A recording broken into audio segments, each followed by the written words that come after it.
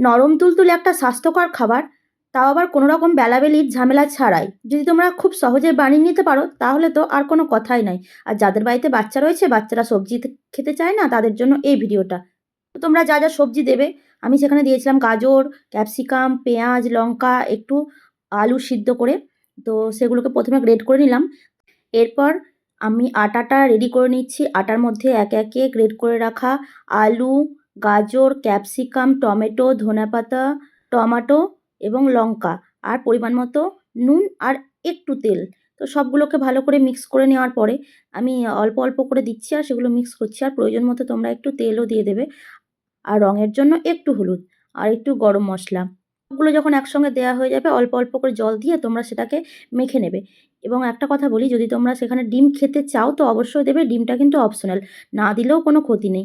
তো এভাবে ডিমটা দেওয়ার পরে আস্তে আস্তে ফেটে নিলাম।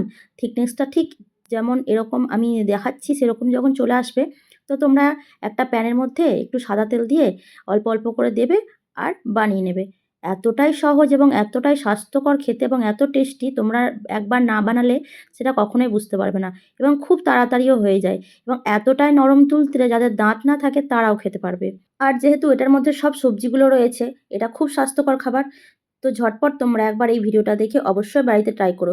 আর কেমন হয়েছে কমেন্টে জানাতে ভুলো না কিন্তু। আর সেটাকে সার্ভ করো কিষান কেচাপ দিয়ে। দেখো আমার ছেলে খেয়ে তার রিয়াকশনটা। তো দেখা হচ্ছে অন্য কোনো ভিডিওতে। টাটা, বাই বাই, সবাই ভালো থেকো।